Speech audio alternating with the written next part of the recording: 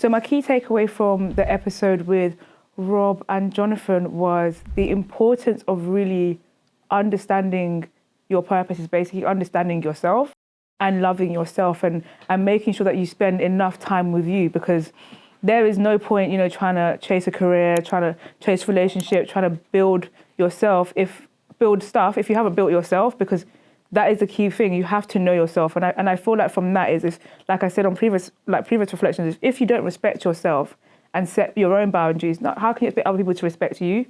So it's like, that's what I've taken away from this, that even as a change maker, like you could do all of these things, you could try and juggle a career, try and change the world, but you can't change the world if you're empty.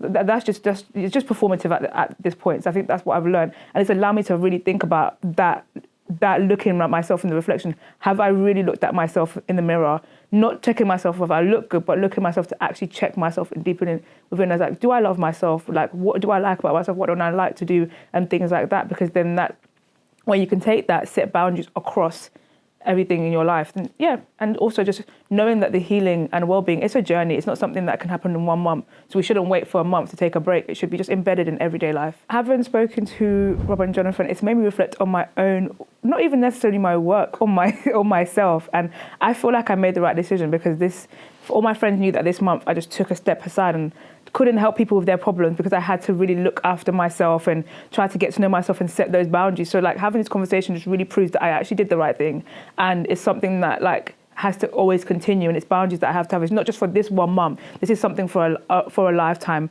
and obviously serving myself first before I serve others. And I feel like that would actually just help me grow in my career, because if I'm able to, my mental health is okay, my well-being is okay, and I'm well looked after, my career will flourish. Because seeing the guys taking a step back, they saw flourishments in their careers, and I think it just proves the point that is what will. That's the benefit, basically, because it can feel sad, it can feel tough, it can be hard to actually say. It feels selfish when you're like, I'm dealing with myself, don't care about your problems. But that being selfish and actually thinking about yourself and looking after yourself actually will grow and water other parts of your life. Speaking to the viewers, what I would like to take away from this episode is literally like, love yourself, look after yourself, know yourself, and understand there's nothing wrong with just spending time by yourself. And like Jonathan said something powerful, like you are what you consume. So really think about, what am I consuming in terms of media, in terms of music? What am I listening to?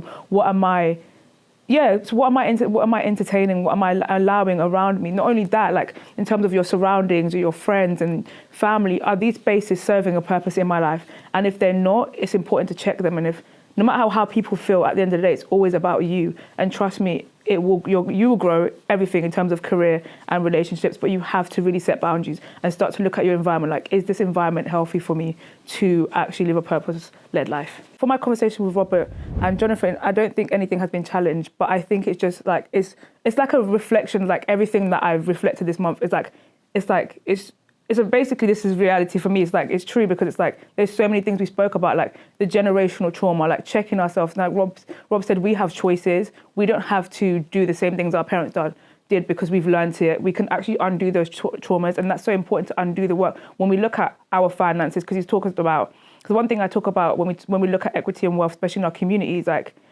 if we don't live a life of that life of how do we even learn to keep that wealth, how do we budget, how do we maintain our finances, there's no point even trying to accumulate that wealth if we don't have set the foundation. So it's really just showed like everything that, it's been coming to me. And I feel like because they're both spirit-led, especially men of God, it shows that that's everything is like the Holy Spirit is telling me these things, and it's like being confirmed speaking to the guys today, like really looking after your mental, looking after your finances, looking after yourself, and really like undoing generational trauma is so important. So it's like, it just confirmed everything that I know that I need to do in order for me to flourish and live a purpose-led life.